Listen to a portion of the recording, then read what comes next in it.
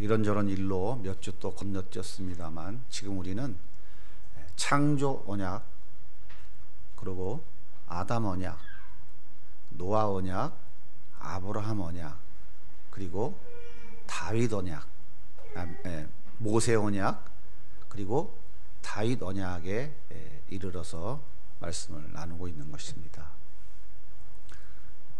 지나간 시간을 복습하면 또 너무 시간이 많이 가니까 다 잘 기억하시는 줄로 믿사오니,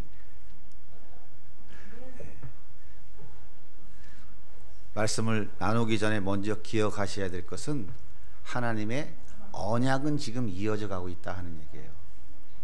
창세기 3장 15절에 여인의 후손을 통해서 내가 너희를 구원해 주겠다고 하는 하나님의 그 아담 언약이 노아 언약과 아브라함 언약, 모세 언약으로 다윗 언약까지 계속해서 지금 이어져 가고 있다 하는 이야기입니다.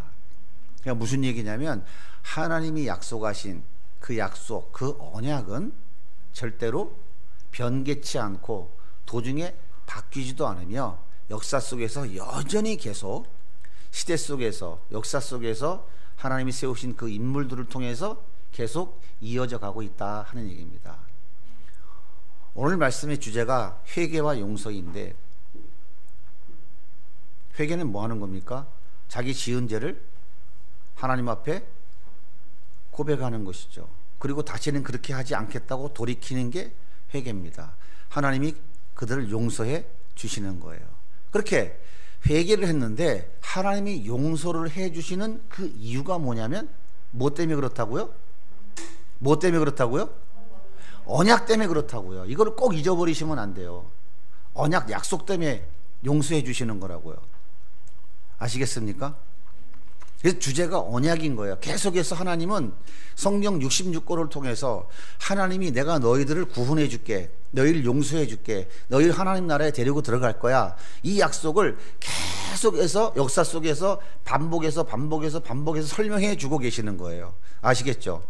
그러니까 이 언약이라는 것은 성경에서 등뼈와 같은 거예요. 너무너무 중요한 거예요. 노아 언약을, 우리가 노아 언약 공부할 때 우리가 그때 나누었죠. 하나님께서 노아 언약을 통해서 약속하신 게 뭐죠?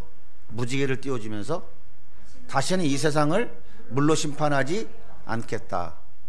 내가 다시 올 때까지, 하나님께서 메시아가 예수 그리스도가 이 땅에 다시 오실 때까지, 그러니까 지구의 종말이 올 때까지 하나님께서 창조하신 피조 세계를 계속해서 유지시켜 주시겠다라고 약속한 게 노아 언약이에요.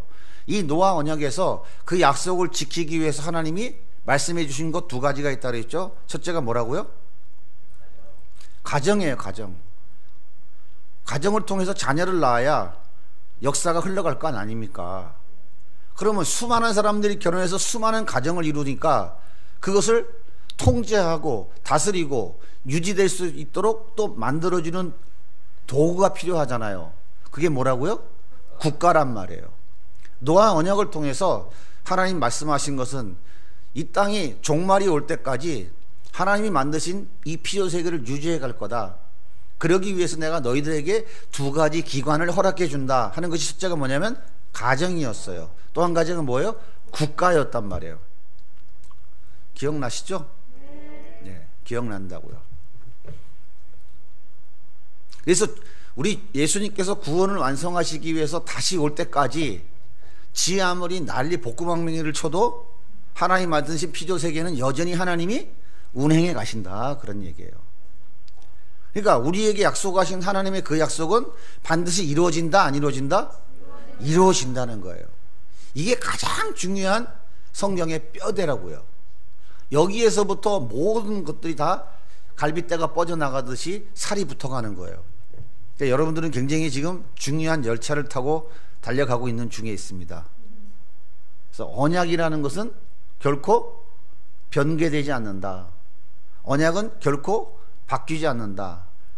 언약은 반드시 이루어진다. 자, 그럼 옆으로 잠깐만 나가볼게요. 하나님이 기도하면 하나님의 계획을 바꿔서 내가 원하는 것을 들어주실까요? 그럼 뭐로 기도해? 기도할 필요 없겠죠? 예? 그럼에도 불구하고 하나님은 우리 기도를 통해서 일하셔요. 그리고 그 기도를 하나님이 다 들으신 연후에 그 기도가 이루어진 것은 내가 원하는 기도를 했기 때문에 이루어지는 것이 아니라 하나님의 뜻이 이루어지길 위해서 기도하는 것을 하나님이 듣고 응답하시는 거예요. 그러니까 무엇입니까? 나의 정욕을 위해서 내가 원하는 무엇을 이루기 위해서 하는 기도는 하나님이 거의 안 들어주신다고 생각하면 돼요. 거의 100%는 아니고 거의 들어주시는 경우가 있어요. 그건 왜 들어주실까요? 깨달으라고 들어주고 나서 보니까 뭐야 이게 아니거든. 아이고. 자, 할머니가 주방에서 뭘 하는데 아이가 자꾸 뭘 만질라 그래, 뜨거운 거를. 그럼 안 된다 해도 아이는 어떻게 해? 자꾸 만질라고 냄비에 손 대지. 그때 할머니가 어떻게 해? 야, 이놈의 새끼 안 되겠다. 살짝 들어가지고 손가락으로 냄비에다가 이렇게 해보죠. 대고 있으면 타니까 이렇게 하면 어떻게 해? 아이가 깜짝 놀라잖아. 아이고, 안 되는 거구나. 우리가 하나님이 우리에게 기도할 때 응답해 주시는 대부분이 그런 거라고요. 그러면 하나님이 우리에게 기도를 들으시고 응답하시는 건 뭐라고요? 너희는 그의 나라와 그의 의를 구하라. 하나님의 나라를 이루기 위해서 구하는 것은 무엇이든지 내 이름으로 구하면 들으신다고 한 거예요. 아시겠죠? 하나님이 약속하셨기 때문에 창세기 3장 15절 이후에 약속하신 이 언약을 이루기 위해서 우리가 기도하는 것은 하나님이 들으신다고 안 들으신다고? 들으신다고요. 우리는 여기에 기도의 포커스를 맞춰야 되는 거예요. 그런데 하나님의 그 언약과 계획을 위해서 기도하는데 내가 몸에 병이 들었어. 이거 병을 고치지 않고는 그 하나님의 뜻을 이루어갈 수 없어. 그럼 하나님이 그 병을 고쳐줄까요? 안 고쳐줄까요? 내가 싫다고 해도 고쳐주셔요. 아시겠어요? 그래서 우리의 기도는 뭐냐면 하나님의 이 언약의 말씀을 붙잡고 하는 것이 우리의 기도의 핵심인 거예요. 그 언약의 말씀이 뭐라고요? 성경. 이 성경의 말씀이 여러분의 삶의 실제가 돼서 나타나면 하나님의 역사가 일어나는 거예요. 근데 그 말씀이 뭐 남의 집 말씀이고 뭐 나하고 별 관심 없어. 근데 이런 거 있지. 굉장히 나한테 도움이 될 것 같아. 이 말씀을 붙잡으면 내가 뭔가 좀 수지가 맞을 것 같아. 그런 건 어떻게 해? 밑줄 쫙 긋지. 들어가도 복을 받고 나가도 복을 받고. 하나님 들어가도 복을 받고 나가도 복을 받는다 했으니까 복 주세요. 하나님 뭐라 그러시는 줄 알아? 너 그 복 주면 뒤져. 그래서 못 줘 그러는 거예요. 하나님의 뜻, 하나님의 계획, 그것이 바로 언약이에요. 그 언약의 핵심은 딱 한 가지예요. 내가 너희들을 이렇게 구원해 줄게. 그래서 하나님의 나라에 데리고 갈게. 그래서 성경의 결론이 요한계시록인 거예요. 요한계시록의 제일 끝에 21장, 22장 결론이 뭡니까? 천국의 그 아름다움을 쫙 표현해 주고 있잖아요. 그것이 우리가 마지막 결론이 거기라고요. 그렇기 때문에 그 하나님의 나라가 이루어지는 것, 그것이 곧 하나님의 뜻이에요. 그것을 위하여 우리는 먹고 마시고 자고 돈 벌고 뛰고 달려가고 하는 거예요. 그래서 무엇을 하든지 먹든지 마시든지 하나님의 영광을 위해서 하라는 것은 바로 그걸로 다 귀결이 되는 거예요. 결론이 뭐냐? 언약. 하나님이 우리에게 말씀하신 것 반드시 이루신다. 응답하신다. 그렇게 믿습니까? 이게 믿음인 거예요. 그것이 믿어지는 게 믿음이라고. 내가 어떻게 믿어? 천국 가봤어?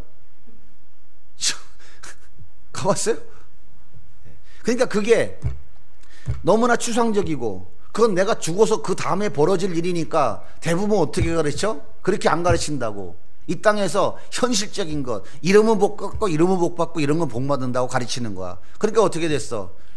코로나 바이러스가 오니까 아이 그만 복 받자. 죽은 다음에 복 받으면 뭐하니? 교회는 뭐 다 필요 없어. 문 닫고 집에서 그냥 다 숨어 있자. 이렇게 되는 거예요. 제가 좀 극단적인 표현을 하면. 이해가 되십니까? 그게 아니다 그 말이에요. 우리의 진정한 복은 뭐라고요? 하늘의 신령한 복. 나 같은 죄인에게 예수 그리스도께서 십자가에 죽으시고 죄값을 갚아주신 것, 이 놀라운 은혜가 나에게 임한 거예요. 왜 그 많은 사람 중에 나를 그렇게 선택해 주셨나? 그 믿음을 왜 나에게 주셨나? 난 모르겠어. 그냥 하나님이 그렇게 선택해 주신 거야. 그 사랑을 베풀어 주신 거예요. 그걸 깨달으니까 너무 감사한 거예요. 이게 깨달음이 크면 클수록 어떻게 해요? 하나님께 드리는 그 예배가 더 깊어지고 더 풍성해지는 거고 더 아름다워지는 거고요. 이것을 깨닫지 못하면 못할수록 형식적인 예배가 되는 거예요. 이것을 깨달으면 깨달을수록 하나님 앞에 나와 예배하는 이 예배를 생명같이 소중히 여기는 거예요.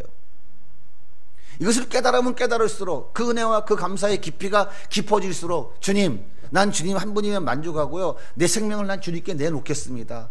난 그래도 너무 행복해요. 이런 믿음의 사람으로 성장해 가는 거예요. 그런데 하나님이 결국은 한 사람도 빠짐없이 결국은 다 그렇게 만드셔서 하나님 나라에 데려가시는 거예요. 그러니까 여러분들이 얼마나 복받으신 분들입니까? 이것이 정말 하나님의 은혜이고 이것이 진정으로 믿어지는 그 믿음이 여러분 가운데 싹트기 시작했다면 여러분은 늘 기쁨으로 감사함으로 살아갈 수밖에 없어요.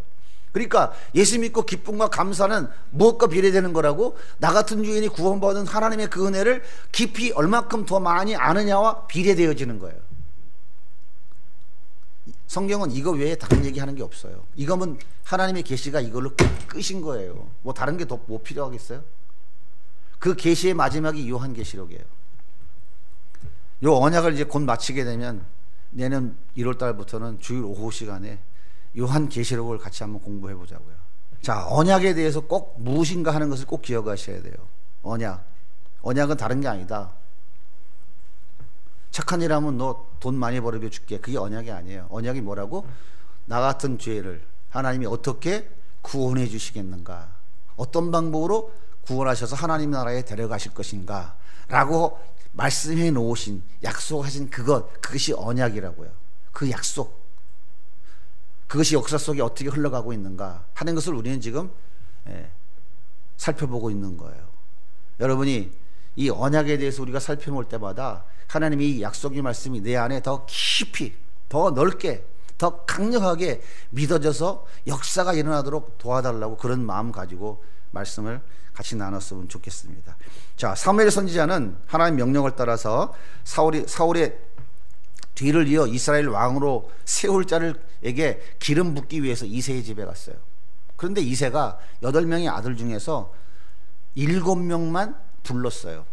막내인 다윗은 그냥 너는 양이나 치고 있어. 넌 올 것도 없어. 그냥 거기 있어 하고 부르지도 않았습니다. 그러니까 무슨 얘기입니까? 막내 아들 다윗은 자기 아버지에게조차 인정받지 못한 존재였다 그 말이에요. 그런데 하나님께서 이런 다윗을 왕으로 세우시겠다고 기름 부으셨어요. 그리고 그 사울의 위협으로부터 끝까지 지켜주시고 보호해 주셨고 결국은 왕으로 세우셨어요. 하나님을 대리해서 이스라엘 백성들을 다스릴 수 있는 특권을 부여해 주신 거예요. 그리고 어디로 가든지 함께 하셔서 늘 이기게 해주셨고요. 그의 왕위를 든든히 세워지기 위해서 왕비도 열어주고 첩도 열어줬어요. 자식들도 많잖아요. 뿐만 아니라 나단 선지자를 보내서 내가 너의 왕위를 영원히 견고하게 해줄게 라고 언약까지 맺으셨어요.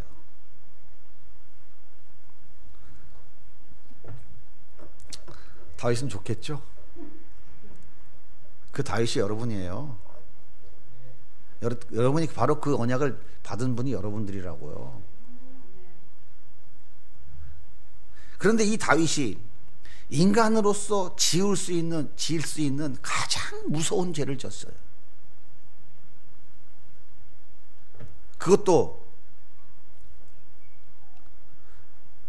보통 죄가 아니라 살인죄, 간음죄, 거짓말한 죄, 하나님을 속인 죄, 무지막지한 십계명을 다 어긴 아주 무지한 그런 죄를 졌어요. 그런데 이것은 그 대상에게만 지은 죄가 아니라 하나님께서 맡겨주신 그 왕권을 남용한 무서운 죄라고 말씀드렸죠. 다윗의 죄는 무슨 죄예요? 자기 왕권을 가지고 저지른 죄란 말이에요. 그 왕권은 누가 맡겼다고? 하나님 맡긴 왕권인데 그 왕권을 자기가 남용해서 지은 죄라고요. 그래서 이거는 무지막지한 죄를 진 거예요. 하나님 앞에. 제가 지난번에 왕권의 남용에 대해서 말씀드릴 때 그랬죠. 하나님이 나에게 자녀들을 맡겨줬어요? 안 맡겨줬어요? 그 자녀는 내 자녀예요? 하나님 자녀예요? 예? 아니 똑바로 잘 대답하세요. 내 새끼인데 왜 하나님 새끼야? 내가 내 속으로 났는데. 여러분의 자녀는 누구의 자녀입니까? 하나님의 자녀예요. 하나님이 나에게 양육하라고 양육권을 위임해 준 것이지 내 자녀가 아니에요. 그러면 하나님이 나에게 내 자녀를 양육하고 다스리고 통치하고 잘 길러내라고 맡겨주셨으니 실제 그 양육권과 통치권은 누구한테 있는 거라고요? 하나님께 있는 거라고요. 이걸 잘 이해하셔야 돼요, 우리 그리스도인들이. 그러면 내가 내 마음대로 자식을 길러야 돼? 하나님이 원하시는 대로 자식을 길러야 돼요? 진짜예요? 그럼 잘 생각하세요. 내가 하나님이 원하시는 대로 자녀를 기르는지 내 기분 내키는 대로 자녀를 기르는지.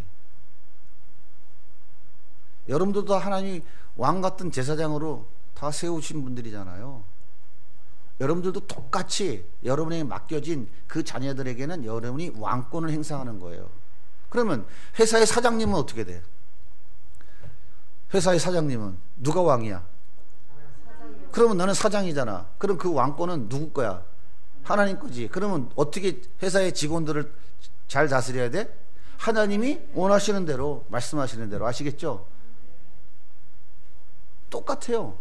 직장도 마찬가지고 가정도 마찬가지. 여러분이 속한 모든 공동체에 동일하게 그 왕권이 적용되는 거라고요. 그런데 내가 승질난다고 자녀가 좀 잘못했다고 몽둥이 두들펴서 내쫓으면 되겠어? 그건 뭐야? 왕권을 남용하는 거예요. 에베소 6장에 보면 뭐라 그래? 네 자녀를 노엽게 하지 말라 그러는데 자녀를 노엽게 했으면 그건 뭐야? 왕권을 남용한 거라고요. 남용한 거. 이렇게 적용을 하셔야 돼요. 알겠지? 보라마. 이해가 잘 안 돼? 네? 아, 잘 되지. 그러니까 다윗이 지은 죄는 우리아와 밧세바에게 지은 죄뿐만 아니라 하나님의 왕권을 남용해서 지은 죄이기 때문에 하나님께 대한 무서운 죄를 지은 것이다, 그 말이에요. 하나님께서 내 마음에 합한 자라고 그렇게 극찬했던 다윗이 이런 끔찍한 죄를 지었는데, 다윗의 이 끔찍한 죄를 보면서 여러분들 어떤 생각이 드시나요? 죄 어떤 생각이 들어? 얘기 좀 한번 해봐. 형만아, 다윗이 이런 끔찍한 죄를 진 걸 보면서 무슨 생각이 들어?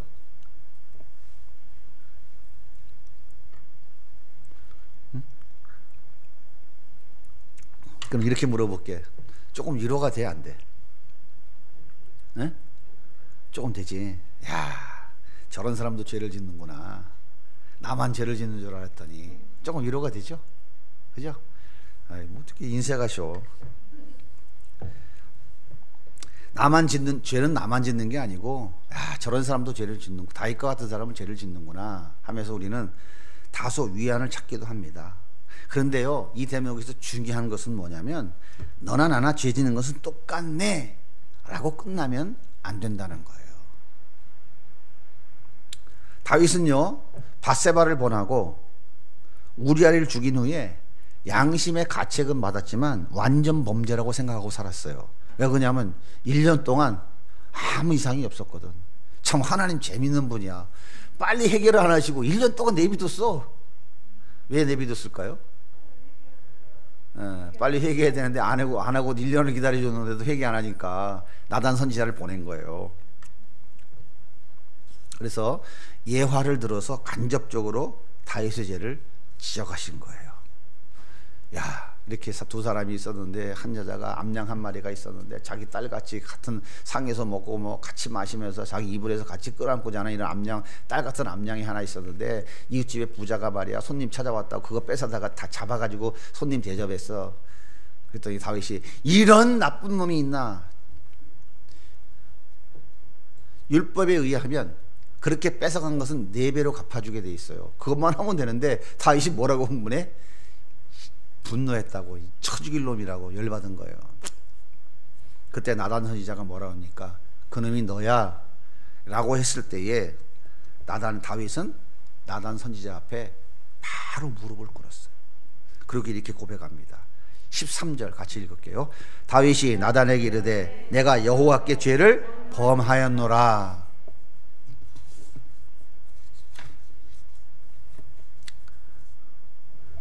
내가 밧세바와 우리아에게 돌이킬 수 없는 죄를 지었습니다 라고 말하고 있지 않고, 내가 누구한테 죄를 졌다 그래요?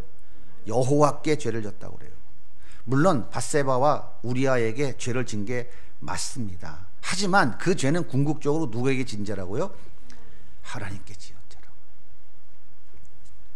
다윗은 하나님 앞에 자기의 죄를 고백하는 그 회개의 시를 7편을 썼어요. 시편에 보면.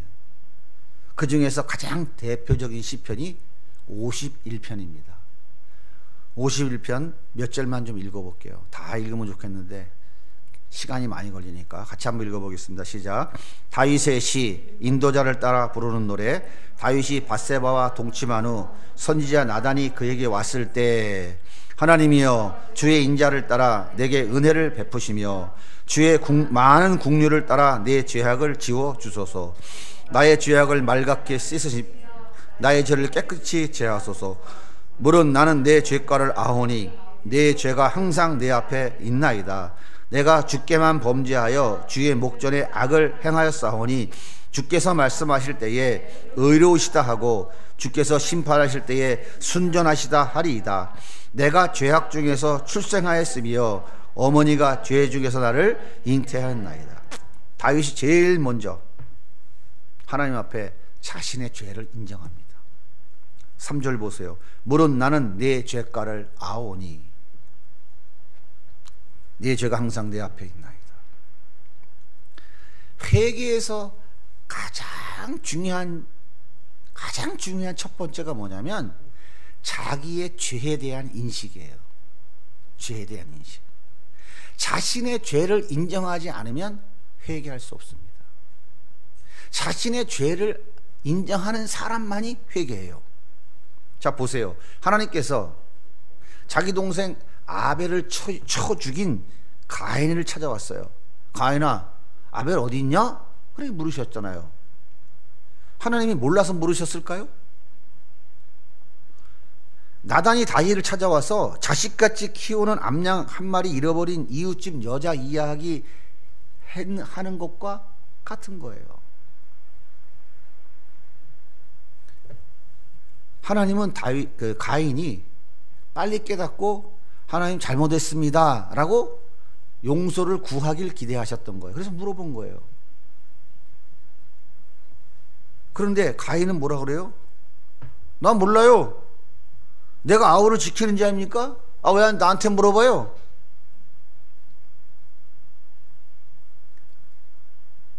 하나님이 기대했던 것은 다 알고 오셨구나.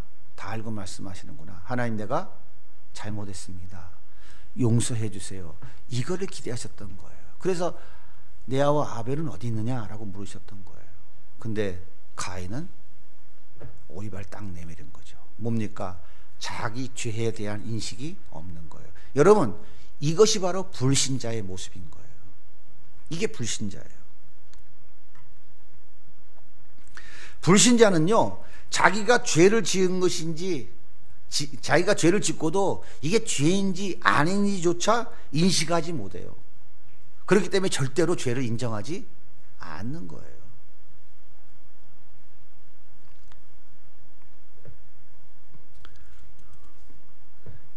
회개의 가장 첫 번째 중요한 건 뭐냐면 자기 죄에 대한 인식이에요. 나는 죄인인 것을 인식하고 인정하는 거예요.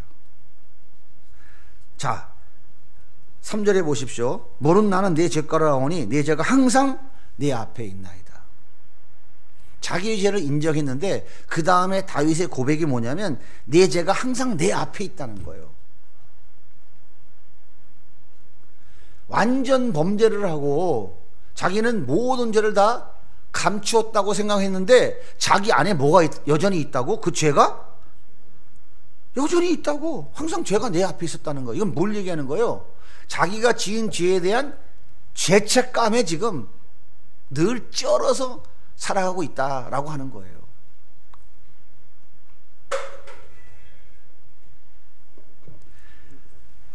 죄를 인식하게 되면 그 다음에 찾아오는 것이 뭐냐면 그 죄에 대한 죄책감으로 인해서 감당할 수 없는 고통이 이어지는 거예요.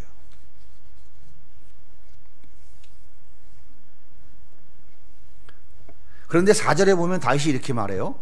내가 주께만 범죄하여 주의 목전에 악을 행하였사오니. 내가 주께만 범죄했다 그래요. 하나님, 내가 밧세바와 우리아에게 돌이킬 수 없는 죄를 지었습니다 라고 해야 되는데 하나님께만 죄를 지었다고 고백해요. 도대체 이게 무슨 뜻일까요? 모든 계명은 하나님께서 말씀하신 것이죠. 따라서 모든 죄는 궁극적으로 하나님께 대한 죄인 거예요. 자, 예를 들어 설명은 이런 거예요. 아침에 출근하다가 복잡한 지하철에서 남의 발을 어떻게 잘못 밟았어요. 그 사람이 아프다고 소리를 질렀어요. 그때 여러분이 뭐라고 얘기해야 됩니까? 그렇게 얘기해야 되는 거 맞아요? 아니잖아요. 오, 발이시여, 제가 잘못해서 밟았나이다, 용서해 주세요, 이렇게 하는 게 맞잖아요. 안 맞아요? 틀려요? 이렇게 말하면 안 됩니까? 발을 밟힌 사람에게 사과를 하고 용서를 구해요. 물론 발에게 잘못한 것은 맞습니다. 하지만 더 중요한 것은 밟힌 발의 주인이죠. 똑같은 원리예요. 하나님께서 우주 만물을 만드시고 인간이 어떻게 살아야 하는지에 대한 계명을 주셨죠. 그래서 1계명에서부터 4계명까지만 하나님께 지은 죄가 아니라 5계명부터 10계명까지 어떤 법도 다 하나님이 제정하신 거기 때문에 그것을 어기면 하나님의 권위를 무시하는 것이 되는 거예요. 하나님께 범한 죄가 되는 거예요. 그래서 다윗은 이 모든 죄가 하나님께 지은 죄인 것을 알고 있었던 거예요. 불신자들은 자기가 피해를 입힌 대상에게만 죄를 지었다고 생각하지 하나님께 죄를 졌다고 절대로 생각하지 않아요. 그러나 신자들의 머릿속에는 이 모든 것이 하나님의 법을 어긴 것이고 하나님의 주권에 도전한 것이라고 생각하기 때문에 하나님께 지은 죄라고 고백하는 거예요. 그렇습니까? 안 그렇습니까? 네. 그것이 신자와 불신자의 차이인 거예요. 요셉 보세요. 보디발의 아내가 동참하자고 그러니까 옷을 자꾸 막 유혹하니까 뭐라 그래요? 옷 집어던지고 도망가면서 내가 어찌하여 이 큰 악을 여호와께 범하리오까, 그렇게 말하잖아요. 단순히 당신과 간음죄를 범한 것이 아니라 하나님께 큰 죄를 범한 것이라고 그렇게 인식하고 있었던 거예요. 요셉만이 아니라 하나님의 백성들의 가장 기본적으로 가져야 될 죄에 대한 인식인 거예요. 여러분이 뭔가 죄를 졌다면 그것은 하나님 앞에 지은 죄라는 이 인식을 늘 항상 가지고 있어야 된다, 그 말이에요. 그리고 나서 5절에 보면 다윗이 이렇게 고백하죠. 내가 죄악 중에 출생하였으며 어머니가 죄 중에서 나를 잉태하였나이다. 이건 무슨 말입니까? 밧세바가 목욕하고 있는 것을 보고 욕정이 치어 올라왔는데 그 순간만 이겨냈으면 내가 죄를 안 지을 수 있었거늘 이라고 이렇게 말하는 것이 아니에요. 다윗은 이미 죄 가운데서 태어났고 죄에 이미 오염되어 있다고 고백을 하는 거예요. 자, 어머니 뱃속에서 출생하기 전에 어머니 뱃속에서 내가 잉태할 때에 이미 나는 죄 중에서 잉태했다. 그런 존재 자체가 뭐라는 거예요? 죄라는 거예요. 죄덩어리라는 거예요. 그러니까 무슨 얘기입니까? 내가 범죄한 것은 한순간 못 참아서 죄를 진 것이 아니라 난 태어날 때부터 이미 존재 자체가 죄덩어리였기 때문에 그 죄를 피하지 못하고 지은 것입니다 라고 고백하는 거예요. 여러분 어떻습니까? 다윗은 자기가 지은 죄가 어떤 죄라는 거, 얼마나 처절하게 자기가 지은 죄에 대해서 지금 인정하고 고백하는지 아시겠어요? 그러니까 결국은 이렇게 자신의 죄인됨을 인정하고 고백한다면 그런 사람들은 자기를 그 죄에서 이기기 위해서 어떻게 행동하겠어요? 자기 힘으로 죄를 져요, 못 져요? 존재 자체가 죄덩어리니까. 그러니까 죄를 안 짓기 위해서 누구를 의지하겠어요? 하나님을 의지할 수밖에 없는 거예요. 하나님께 매달릴 수밖에 없는 거예요. 하나님이 도와주지 않으시면 나는 죄 이거 정말 짓지 않을 수가 없습니다. 난 태중에서 잉태하는 순간부터 죄덩어리였는데 내 존재 자체가 죄에 오염되어 있는 존재인데 내가 어떻게 죄를 안 짓고 살아갑니까? 하나님 나 좀 도와주세요. 그래서 하나님께서 알았다 도와줄게 우리에게 보내주신 분이 누구예요? 성령 하나님. 그래서 성령께서 여러분 가운데 내주하고 계시잖아요. 깨닫게 해주시고 알게 해주시잖아요. 그래서 육체의 정욕을 따라가지 말고 누구를 따라가라고? 성령의 소욕을 따라가라고요. 신자들이 짓는 죄는요 단순한 행동의 실수가 아니라 머리끝부터 발끝까지 죄로 쩔어있는, 죄에 완전히 오염되어 있는 죄덩어리이기 때문에 짓는 것이다라는 인식을 가져야 돼요. 그래서 인간은요 죄에 대해서 자기 스스로 자기를 절대로 구원할 수 없는 존재예요. 아시겠습니까? 미꾸라지 몇 마리 방생하면 극락갑니까? 예? 착한 일 좀 하고 보시 좀 많이 하면 천당가요? 이건 완전히 인간들이 말장난하는 거예요. 믿음으로는 안 되고 행위가 있어야 구원받습니까? 아니라고요. 응?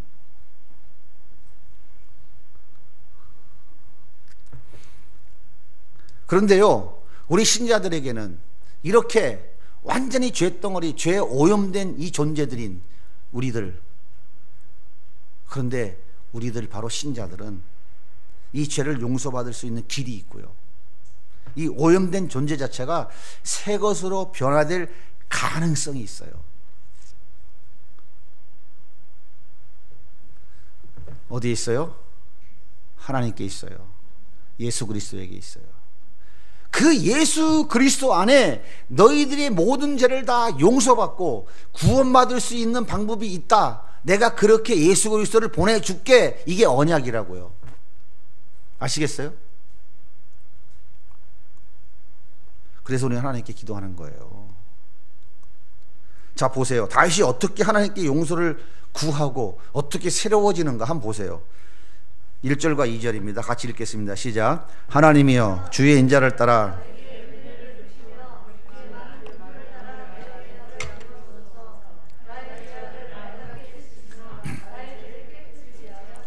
자 보세요. 내 죄악을 지워주세요. 나의 죄악을 씻어주세요. 나의 죄를 깨끗이 제해주세요. 여러 각도에서 지금 기도하고 있죠. 하나님께 요청하고 있잖아요. 나의 죄악을 용서해 주세요 라고 하는 것은 무슨 뜻이냐면 하나님께서 나의 모든 죄를 낱낱이 기록해 놓고 계시잖아요.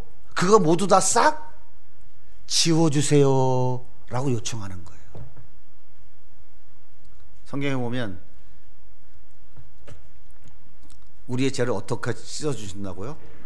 네? 주홍 같은 죄를 어떻게 한다고? 눈보다 깨끗이 씻어주신다고 말씀하잖아요. 계시록에 보면 하나님께서 백보자 심판대에 앉아서 못 비신다고요? 우리의 모든 죄가 낱낱이 기록되어져 있는 두루마리를 착 펼치신다고요. 좀만 기다리세요. 좀만 기다리시면요 총천연세 칼라티브를 다 볼 날이 와요. 그런데요 의인들, 구원받은 하나님의 자녀들은 그 앞에 서서 그거 안 봅니다. 왜요? 예수 피로 덮여있기 때문에 안 봐요. 그러나 믿지 않는 자들은 쫙 펼쳐진다니까요. 봐라 이놈아. 그 총천연세 칼라 필름이 쫙 돌아가면 믿지 않는 불신자는 어떻게 한다고요? 아이고 바위야 나를 가래라. 아이고 산아 나를 가래라. 보니까 어때요? 무지막지한 죄를 짓고 살았거든. 하나님을 욕하고 내 주먹을 믿어라. 하나님이 야 이 웃기고 앉았네. 이런 소리가 그대로 다 나오는 거야. 제가 지금 연극하는 거 아닙니다. 진짜 실제로 그래요.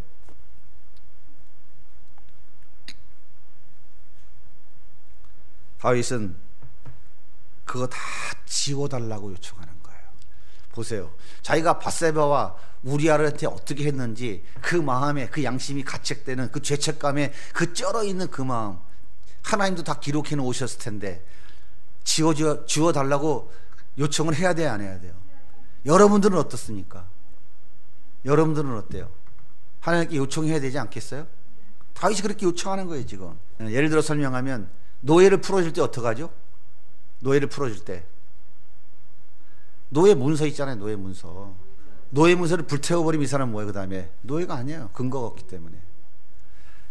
공책에다 글을 쓰다가 잘못 썼어. 그럼 어떻게 해요?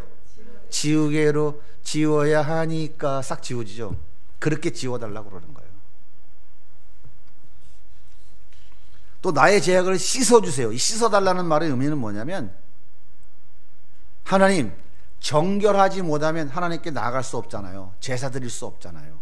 그러니까 내 죄악을 세탁하듯이 빨래하듯이 깨끗이 빨아서 나를 정결케 해주세요. 그래야 내가 하나님께 나가서 제사 드리고 하나님과 예배할 수 있잖아요. 만날 수 있잖아요. 그러니까 이거는 정결케 해달라고 그렇게 지금 구하는 겁니다. 그런데요, 도대체 이 무지막지한 죄를 지은 다윗이 도대체 무슨 배짱으로 이렇게 지죄를 다 기록을 지워달라 그러고 씻어달라고 그렇게 구하고 있을까요? 자, 1절 말씀 다시 볼게요.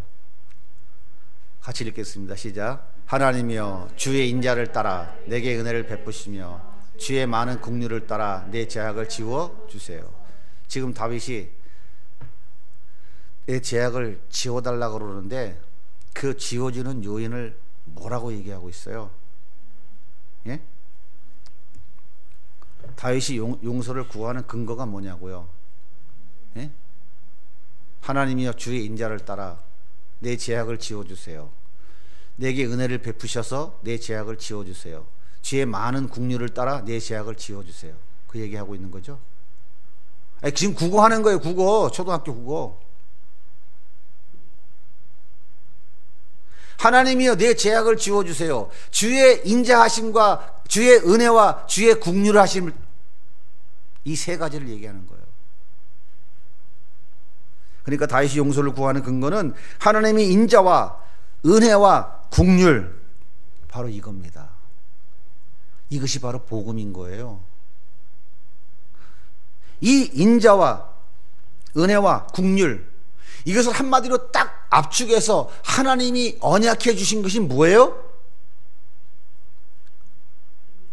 이 언약의 끝이 뭐예요? 지금 이 언약의 끝이 하나님이 구원해 주시겠다고 약속하신 그 언약의 결정체가 뭐냐고요? 이 공부를 처음부터 다시 해야 되겠네. 하나님 우리를 구원해 주시겠다고 약속하셨어요. 그 약속의 결정체가 뭐냐고. 최고 정점에 무엇이 있어요? 예수 그리스도 메시아, 그분의 십자가, 그분이 십자가에 죽어서 흘리신 피로 우리를 사해 주는 것이죠. 그게 하나님의 은혜이고 그것이 하나님의 긍휼이고 그것이 하나님의 자비란 말이에요. 그러니까 이것이 복음이라고요. 그러니까 우리가 하나님께 지금도 떳떳하게 뻔뻔스럽게 하나님 내 죄를 용서해 주세요라고 그렇게 용서를 구하고 기도하잖아요. 그 용서를 구하는 그 근거가 뭐냐면 하나님의 은혜와 그분의 자비와 그분의 긍휼하심이라고요. 우리는 이미 십자가를 알고 얘기하지만 다윗은 아직 십자가를 보지 못했잖아요. 그래서 하나님의 그 은혜와 그 긍휼과 자비하심으로 나를 용서해 주세요 라고 말하는 것은 곧 뭐냐면 미래에 벌어질, 우리는 알고 있는 2000년 전에 오신 예수 그리스도와 그분의 십자가를 지금 이야기하고 있는 거라고요. 그래서 이게 복음인 거예요. 우리가 죄 용서를 받을 수 있는 것은 바로 이거라고요. 자, 그러면 은혜가 뭡니까?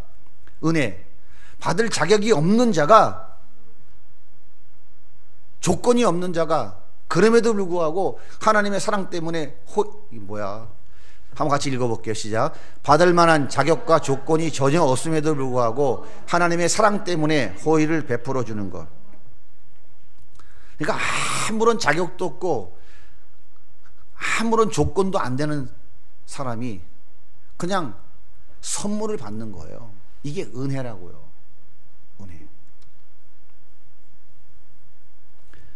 다윗이 지금 기대할 수 있는 것은 뭡니까? 하나님의 저주받아 죽는 것밖에 없어요. 하나님이 돌로 쳐라 하면 돌에 맞아 지금 죽을 거예요. 아무런 자기는 어떻게 해결할 길이 없어요. 그러니까 다윗이 뭐라 그래요? 하나님, 나는 은혜 받을 만한 자격도 없고 조건도 없고 아무것도 없는 존재잖아요. 하나님은 사랑이 많으신 분이잖아요. 그 하나님의 그 사랑으로 인하여 나에게 은혜를 베풀어 주세요. 나에게 값없이 용서라고 하는 선물을 주세요 라고 지금 요청하는 거예요. 왜? 하나님은 은혜가 풍성하신 분이라고 인정하고 있는 거예요. 여러분, 은혜가 뭔지 아시겠어요? 우리는요, 하나님의 은혜가 없이는 한순간도 존재할 수 없는 사람들이에요. 한순간도 살아갈 수 없다고요. 그래서 우리는 날마다 하나님의 은혜를 구하는 거예요. 그런데 우리는 은혜를 달라고 할 만한 자격이 있어요, 없어요? 없는 존재예요. 그런데 하나님은 어떤 분이에요? 그 은혜가 풍성하신 분이거든요. 그러니까 우리 신자된 우리는 그 하나님 아버지께, 아버지, 그 은혜를 나에게 좀 주세요. 나는 오늘도 당당하게 내가 큰 소리 치며 살아갈 수 있는 존재가 못 돼요. 하지만 아버지, 나에게 은혜를 주세요. 이게 다윗이 용서를 구할 수 있는 근거였어요. 다윗은 하나님이 얼마나 은혜로우신 분인지 알고 있었어요. 그래서 여기에 용서를 구하는 것입니다. 우리가 하나님께 나아갈 때 기대할 것은 은혜밖에 없습니다. 우리 어떤 공로나 업적이나 헌신과 봉사를 들이대고 하나님 은혜 받을 만한 지 했잖아요. 나에게 은혜 주세요. 그게 통할 것 같아요, 하나님 앞에? 네가 지은 죄를 비교하면 넌 0,1mm도 안 된다, 이 자식아. 넌 뒤져라. 바로 이거예요. 하나님, 나는 태어나면서부터 이미 죄덩어리입니다. 내가 한 모든 짓은 다 죄일 뿐입니다. 나는 은혜 받을 자격이 전혀 없는 존재입니다. 하나님, 하지만 나에게 은혜를 베풀어 주세요. 난 하나님의 은혜 없이는 단 1초도 못 살아요. 불가능한 존재입니다. 하나님 은혜를 주세요. 이렇게 구할 수 있는 것이 신자라고요.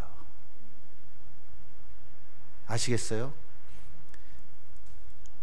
그분이 그렇게 나를 구할 수 있는 자로 인정해 주시고 선택해 주셨다라고 하는 것을 믿어지는 것, 그게 바로 믿음인 거예요. 이것이 진짜 복음이라고요. 율법은 뭐예요? 다 죽어야 돼요. 무슨 용서가 어디 있어? 다 죽어야지. 다 형무소 가야 돼. 지옥이라는 형무소에. 두 번째, 국률은 뭡니까? 그건 불쌍히 여긴다는 말이에요. 마땅히 죗값을 치러야 하지만 불쌍히 여겨 그 진노를 거두어 달라고 하는 거예요. 죄를 받았으니까 죗값을 치러야 되잖아요.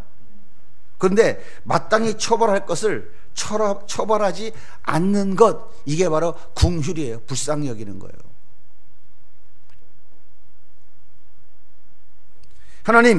하나님께서 공의를 행하시면 저는 죗값을 받아가지고 죽어야 됩니다. 하지만 하나님은 긍휼이 많잖아요. 하나님 불쌍히 여겨주셔서 내가 밧세바와 우리에게 범한 그 죄값을 면하게 해주세요. 그게 바로 긍휼이라고요. 하나님이 그 죄값을 면하게 해주셨어요, 안 해주셨어요? 그 긍휼을 주셨어요, 안 주셨어요? 그래서 우리는, 예수 믿는 사람은,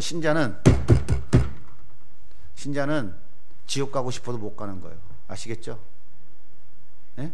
보라마, 지옥 가고 싶어도 못 간다고. 이게 신자가 의인이 누리는 특권인 거예요. 자, 지금 다윗은 하나님 앞에 그 긍휼과 자비와 은혜를 근거로 용서해달라고 기도하고 있죠? 요청하고 있잖아요. 이게 바로 신자의 특권인 거라고요. 그래서 기도는 신자의, 그리스도인의 최고의 특권인 거라고요. 죄를 용서받을 수 있고 하나님 앞에 다시 나갈 수 있는 유일한 기초는 하나님의 은혜와 긍휼인 거예요. 하나님이 우리 한 사람 한 사람에게 그 공의를 100% 적용해봐요. 살아남을 존재가 있겠어요?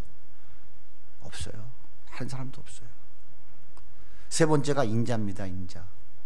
인자가 무슨 말이에요? 이걸 히브리어로 여러분 많이 들어보셨죠? 헤세드라고 하는 거예요. 헤세드. 이거는요, 다른 말로 얘기하면 언약적 사랑이에요. 언약적 사랑. 하나님은 언약을 맺은 자기 백성들을 끝까지 사랑하십니다. 상대가 행한 어떤 행동에 따라서 그 언약을 중간에 바꾸거나 변경하지 않아요. 끝까지 지켜내십니다. 그래서 이 언약적 사랑은 변함이 없는 거예요. 하나님이 우리를 사랑해 주는 게 뭐예요? 그것이 바로 헤세드라니까요. 언약적 사랑이라니까요. 그게 바로 인자라고 번역해 놓은 표현이에요. 우리 한번 같이 읽어볼까요? 자막을 띄워줬으니까 시작. 하나님은 언약 맺은 자기 백성을 끝까지 사랑하시며 상대의 행동에 따라 그 언약을 중간에 바꾸지 않고 끝까지 지키신다. 그래서 하나님이 좋으신 한 분이라니까요. 다윗이 위대한 점이 바로 이겁니다. 다윗은 언약적 사랑, 변함없는 하나님의 그 사랑에 기대어 용서를 구하는 거예요. 이게 복음이라니까요. 그래서 율법은 죽이는 거예요. 그러나 복음은 죽은 거를 살리는 게 복음인 거예요.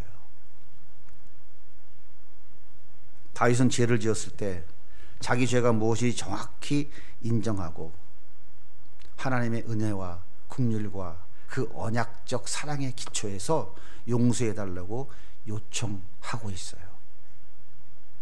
이것이 다윗과 사울의 차이점입니다. 사울은 하나님께서 선지자를 사무엘 선지자 보내서 책망했어요. 너 왜 아말렉을 진멸 안 하는데 진멸 안 하고 그 많은 양떼 소떼 끌고 왔냐. 그때 사울이 뭐라고 그래요? 하나님께 제사 드리기 위해서 그랬습니다. 변명하면서 자기 죄를 인정하지 않았어요. 그러니까 회개하지 않은 것이죠. 결국 사울은 비참한 최후를 마치고 말았어요. 근데 보세요. 사울이 하나님의 왕권을 더 많이 범했습니까? 다윗이 하나님의 왕권을 더 많이 남용했습니까? 사울이 죄를 더 많이 졌어요? 다윗이 죄를 더 많이 졌어요?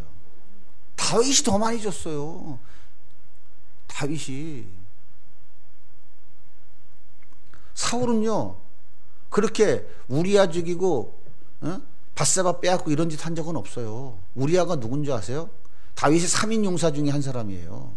인간도 아니지. 다윗 이놈 인간. 다윗엔 3인 용사와 30인 용사가 있었잖아요. 70인 용사가 있었고 그 30인 용사 중에 하나가 우리아라니까요.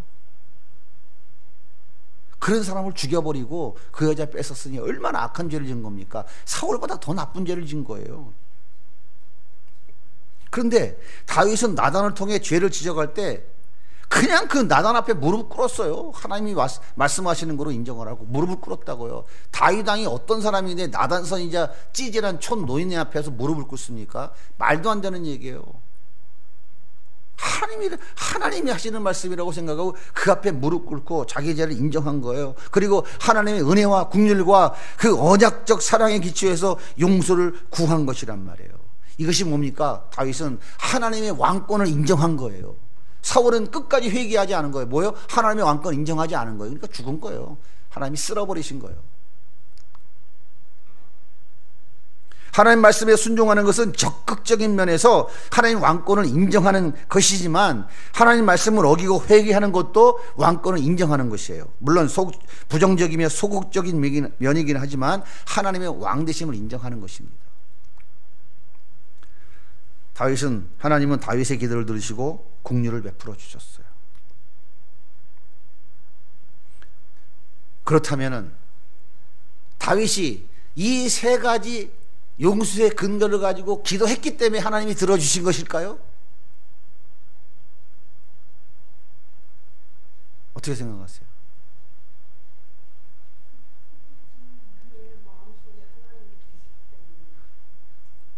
하나님의 은혜와 긍휼과 그 자비하심을 기초로 해서 처절하게 회개하고 용서를 구하는 기도가 옳습니다.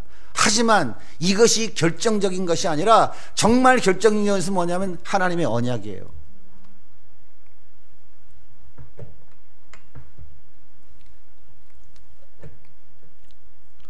하나님께서 다윗에게 하신 그 언약을 여전히 지켜주셨기 때문에 용서받은 거예요. 우리도 마찬가지입니다. 다윗처럼 죄를 짓죠. 그런데 하나님께서 우리와의 관계를 끊지 않으시죠. 여러분이 언제 솔직히 한번 얘기해 보시죠. 다윗처럼 회개해 본 적 있어요? 하나님의 그 은혜와 긍휼과 자비하심, 언약 사랑을 근거로 그렇게 처절하게 자기 침상이 젖도록, 침상의 베개가 눈물에 다 젖도록 회개해 본 적 있어요? 솔직히 말해서. 다윗처럼 그만큼 기도 못했으면 우린 다 하나님과 한때 죽어야 될 거 아닙니까? 그런데 왜 그렇게 기도해보기는커녕 겨우 흉내조차 제대로 내지 못했음에도 불구하고 하나님이 우리를 왜 살려놓으시는 거예요? 왜 그랬을까요? 왜 우리의 관계를 끊지 않고 오늘도 하나님이 그 은혜를 우리에게 베풀어 주실까요? 그 이유는 동일해요. 하나님은 언약에 충실하신 분이기 때문에 그래요. 다윗과의 언약을 지킨 그분은 여전히 우리와의 언약도 동일하게 지키고 계시기 때문이에요. 아시겠습니까? 하나님 이렇게 언약에 충실하신 분이에요. 아니면 다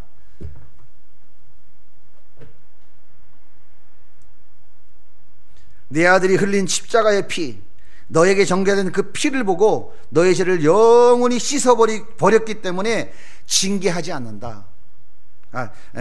정죄하지 않는다. 하지만 때로 징계는 한다.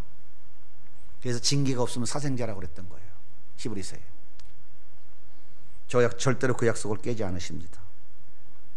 절대로 하나님이 우리와의 그 언약은 깨지 않으신다고요. 더 쉽게 얘기하자면 내가 너를 지명하여 불렀나니 너는 내 것이다 라고 말씀하신 사람은 절대로 그 약속을 깨지 않는다고요. 아버지 세상 다 탕진하고 돼지 우리간에 처박혀서 쥐염려를 먹는 그 자리에 떨어진다 할지라도 하나님은 그를 포기하지 않으신다고 말해요. 여전히 그 아버지는 대청문 앞에 앉아서 저 멀리 동구 밖에 내 자식이 언제 올라나 기다리고 계신단 말이에요. 그래서 돌아와 마음이 고운한 자여 하고 찬송하는 거예요. 어서 돌아오라. 그래서 그 하나님은 오늘도 기다리고 계신다 그 말이에요. 그래서 우리가 믿는 하나님은 참 좋으신 분이에요. 정말 좋으신 분이라고요. 하나님의 은혜와 긍휼 그리고 언약적 사랑에 기초해서 우리의 죄를 씌워주시고 씻어주셔서 우리의 기쁨이 회복되게 해주세요. 하나님의 언약은 변함이 없으시잖아요. 하나님 나를 다시금 씻어서 회복시켜 주세요.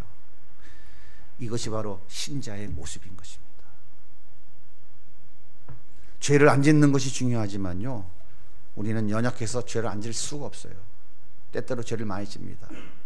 하지만 그 죄를 회개하고 다시 하나님의 은혜를 붙잡는 것이 정말 중요한 거예요. 하나님 나에게 은혜를 주세요. 내가 진짜 하나님 은혜 받을 만한 자격은 없어요. 하지만 하나님 은혜가 풍성하신 분이니까 나에게 은혜를 베풀어 주세요. 오늘도 하나님 은혜 안에 정말 기쁨과 감사가 있는 삶이 되게 해주세요. 오늘도 하나님 나에게 은혜 주셔서 넉넉히 오늘 하루 승리하는 삶을 살게 해주세요.